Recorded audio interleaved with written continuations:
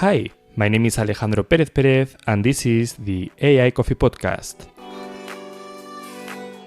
Every week, we will have one episode regarding one disruptive aspect of technologies for the time to drink a cup of coffee.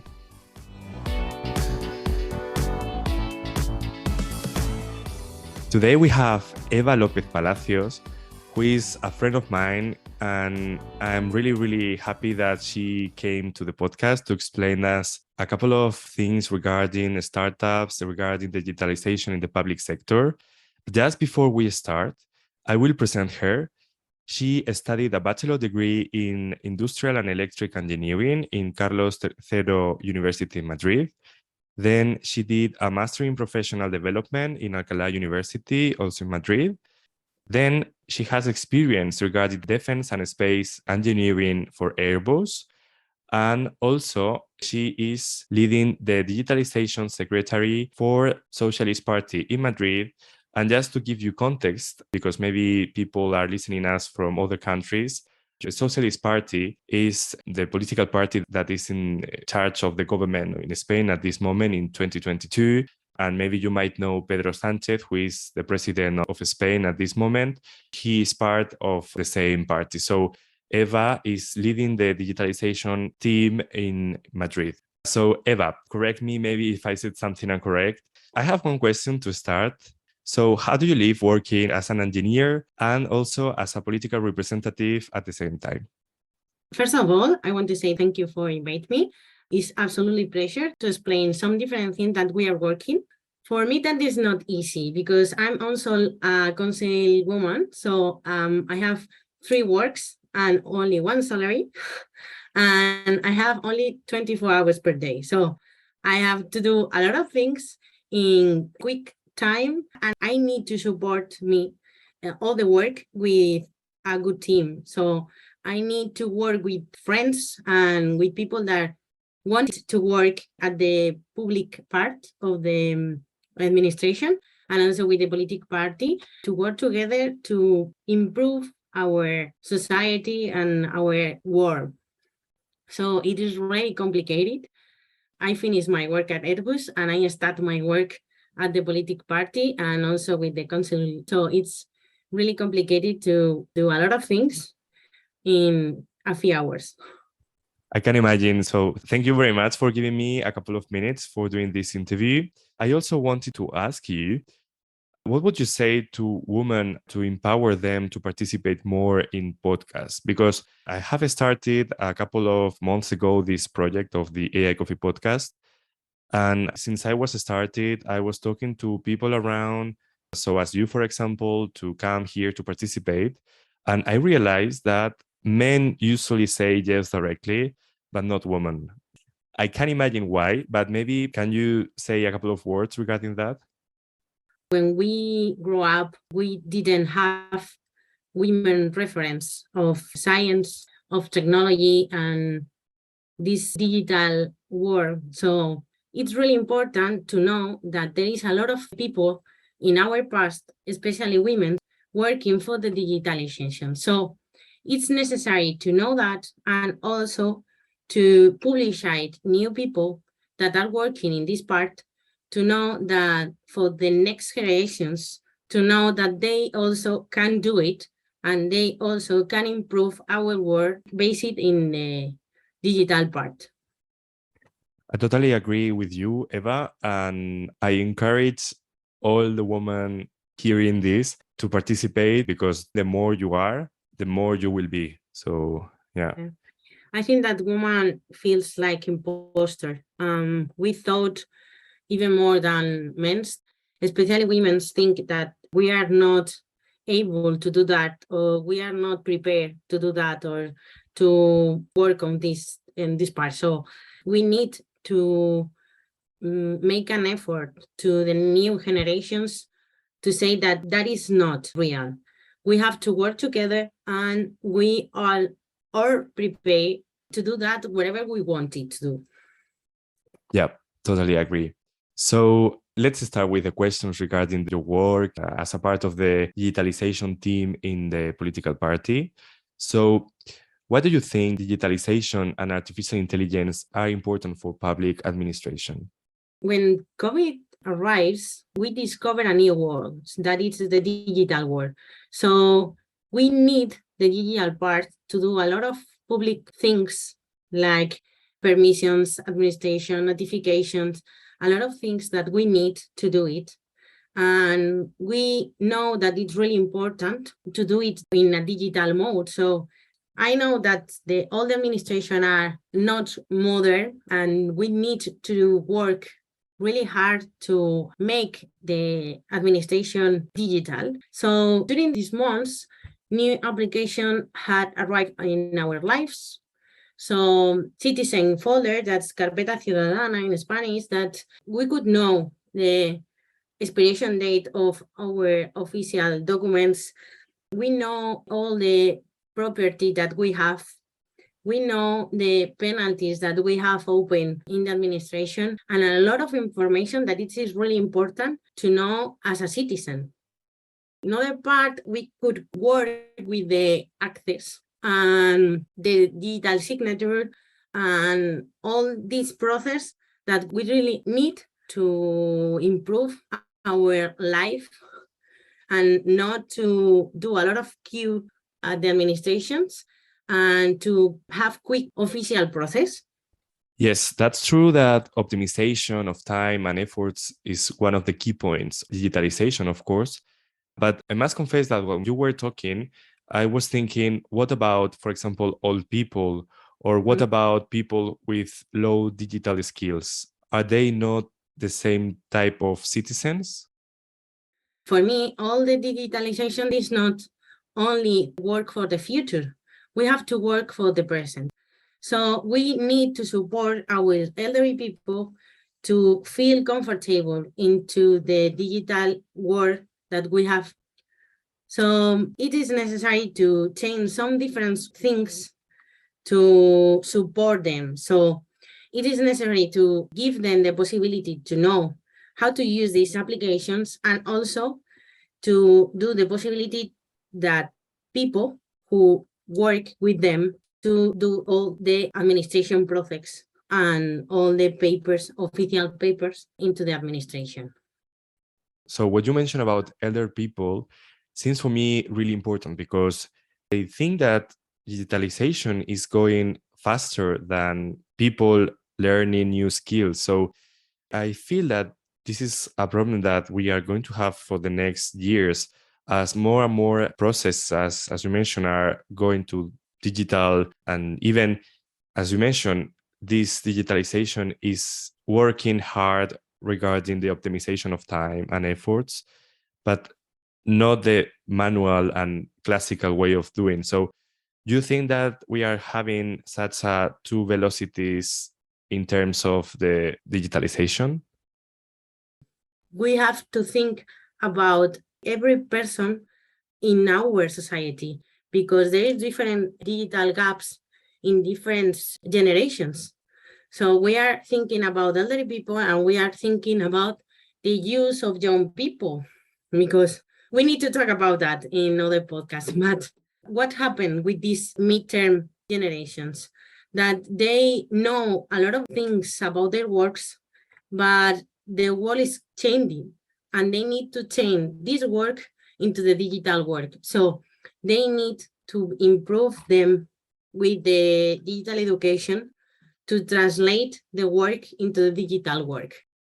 Yes, for example, I am thinking of lawyers and civil servants that are used to have a lot of papers, a lot of documents, but that's totally different of world nowadays. That's true.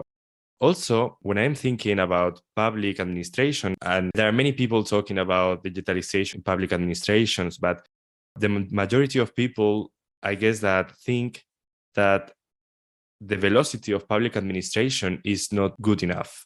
But how to empower the public sector to be at the same level, more or less, as many startups or many companies are?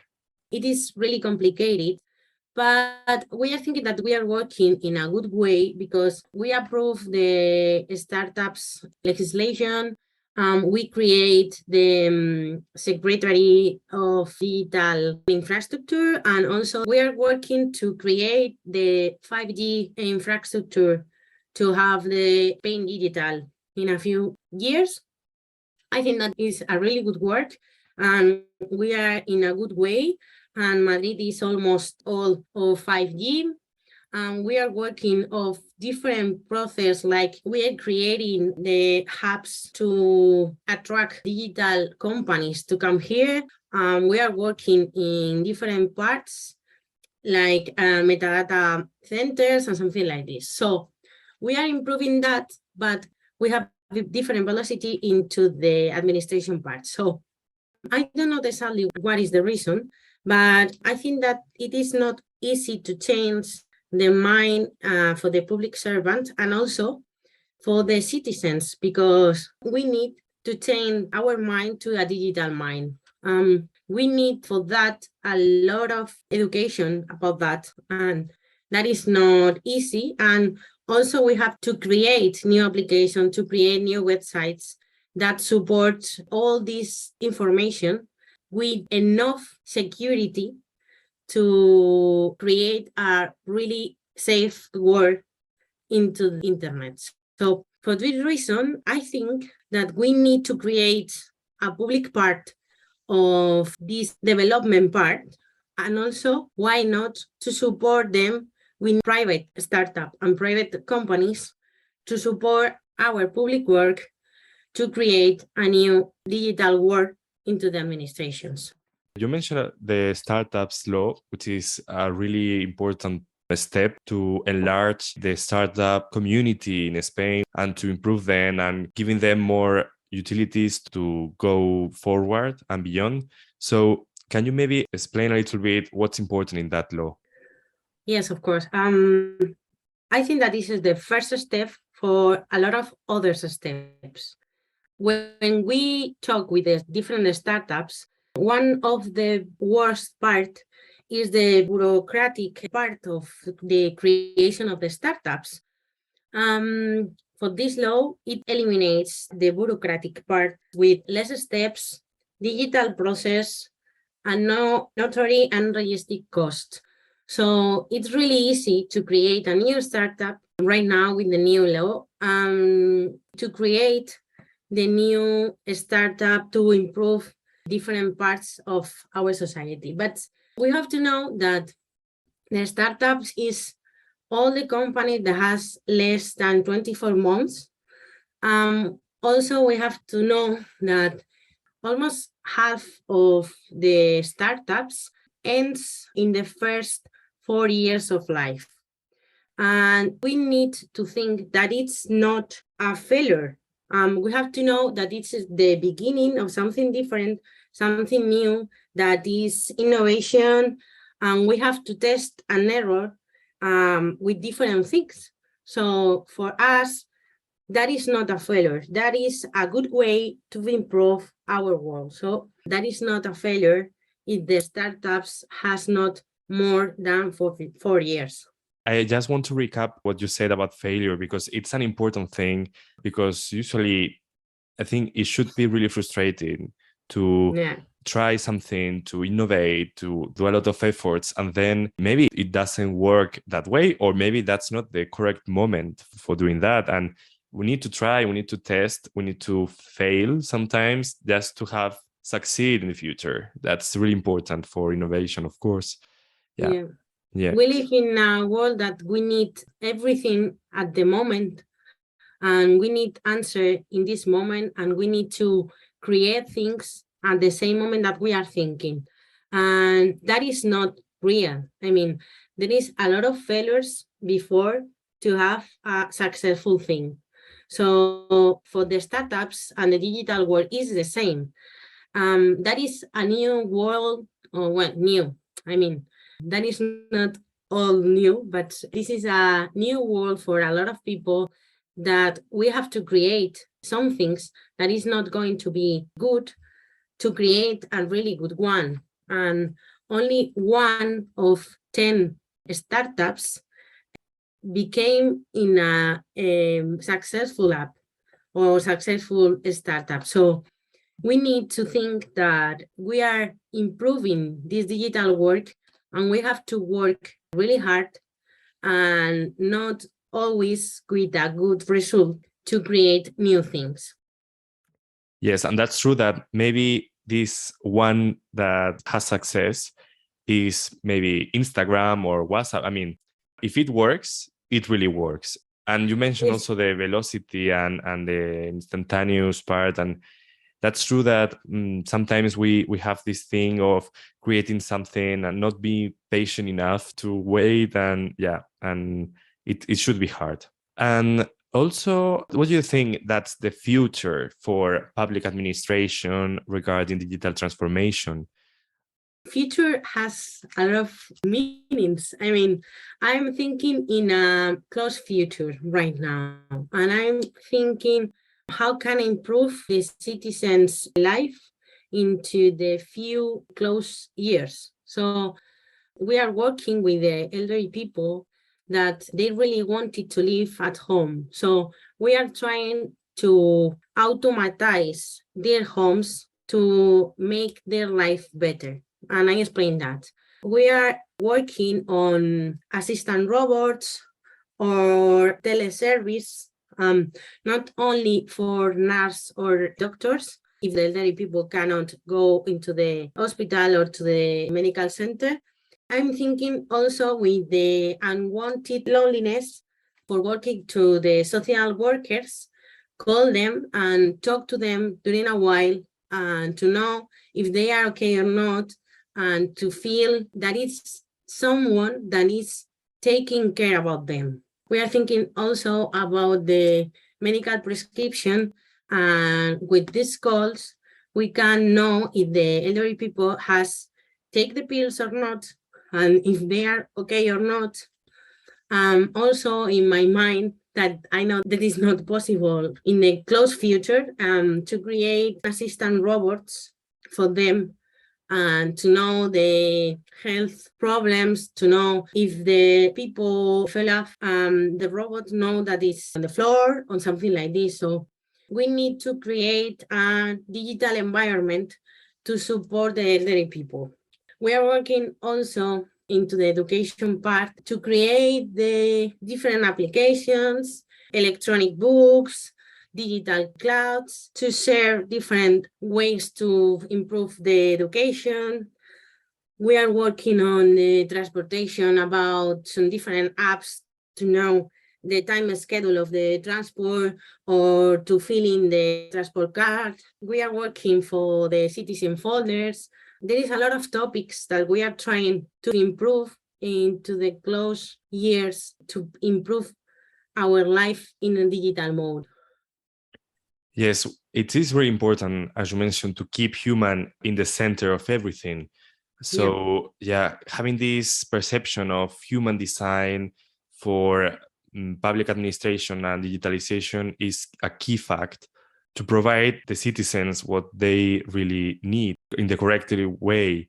And it's really funny, let's say that, because there is a really insightful interview for the next week regarding this kind of robot, and there is a person coming to the podcast saying how it works.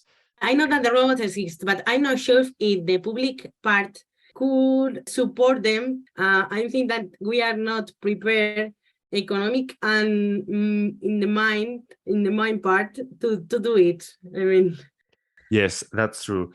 And also, when I'm thinking about the future, there is something that comes into my mind, which is in the present.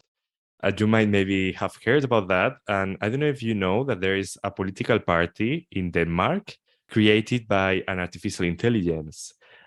Is it the future, or is it maybe a dystopic part of a really bad movie? What do you think about that?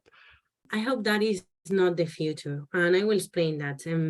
I'm really support the improvement of all digital parts in whatever part could be, but we need to know that digital part needs to be for support the humans and not in the other way.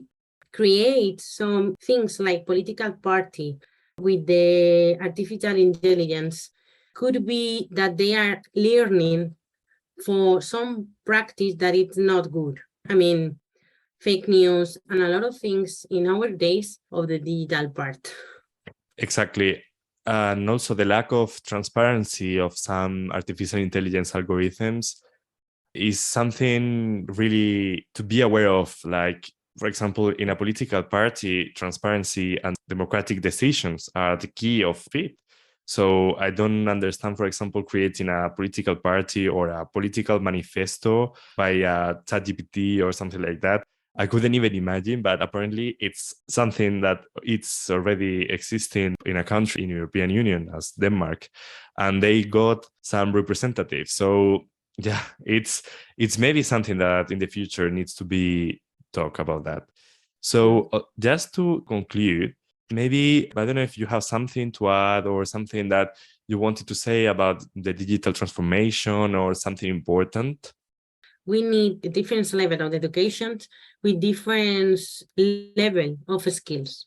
We need to know that there is a lot of information in the internet, but we need to know that not all this information are good information. So we need to teach the people how to know where is the good information and where is not the good information, the fake news and wherever. So we need to teach them how to use that, not only for the software skills and to improve the part of knowing which part of internet is good and which part is not good, and how it's the best way to use that.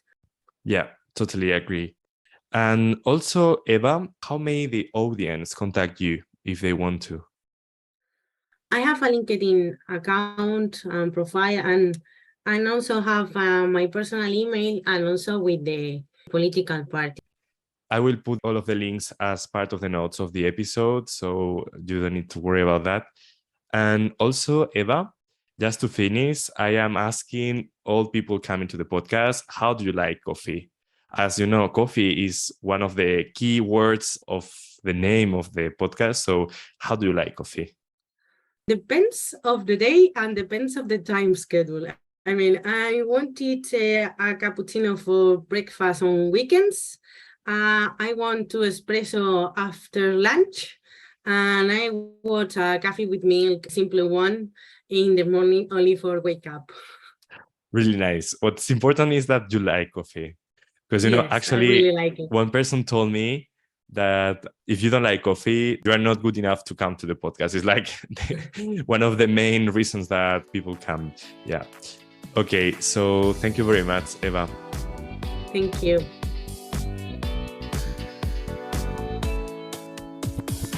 Thanks for being here one more week. If you liked it, please subscribe to the podcast and to the newsletter in alejandroperezperez.com. Please share both with your friends and relatives, and don't forget to give me 5 stars in Apple Podcast and Spotify. See you next week. Bye bye.